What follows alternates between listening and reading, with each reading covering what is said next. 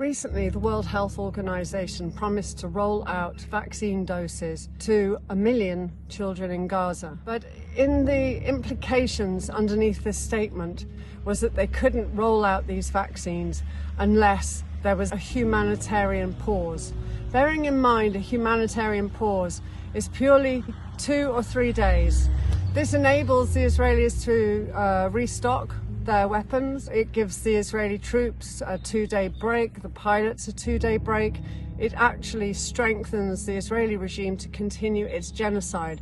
So humanitarian pause to roll out vaccines of polio to children in Gaza is purely to benefit the Israelis, because Israeli troops will carry the disease outside of the perimeters of Gaza and spread it amongst the 150,000 Israeli children who are not vaccinated. This is not to protect Palestinian children. This is to stop the spread of the disease into other regions, specifically the Israeli occupied territories. We also know that now this humanitarian pause or the ceasefire isn't really going to happen. So I asked Dr. Ali Tawil, who is a member of our team, what happens if the polio vaccine is not given to the children of Gaza in the next coming weeks? And he hesitated slightly, and then he replied, well, we all die. That stuck with me. I haven't been able to get that phrase from my head. There's also the concern of all the other diseases, infectious diseases that are being transmitted between Palestinian to Palestinian. There's over 103,000 cases of acute jaundice. 70% of those cases can be attributed to hepatitis. And I need to just say that these figures are out of date because, again, the World Health Organization takes so long to produce the figures. By the time we get them, they are nearly a month old. There's over 100,000 cases of scabies and an equal number of infectious skin diseases of unknown origin. There are no laboratories, there's no way of testing what these diseases are, but they're all extremely contagious.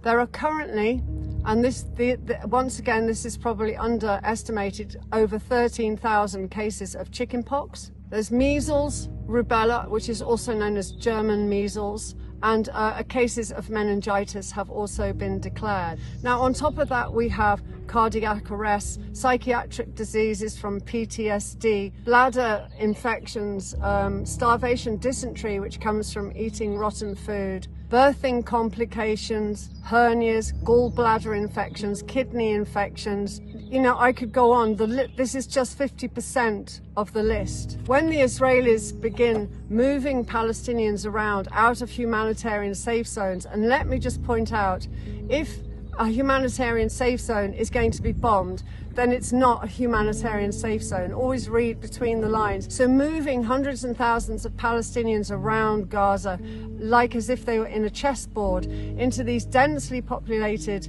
concentration camps where actually there is no space in some places to even put up a tent. This is just exacerbating and helping to spread these contagious diseases. The spread is only of concern if it leaves the perimeter of Gaza and gets into Israeli settlements. So it's passed to 379 passengers on an aeroplane. During that soldier's time off, he could be carrying various diseases and passing it around, turning it into a pandemic. Now, with Rebuild Gaza, the only thing that we can do is provide a preventative medicine.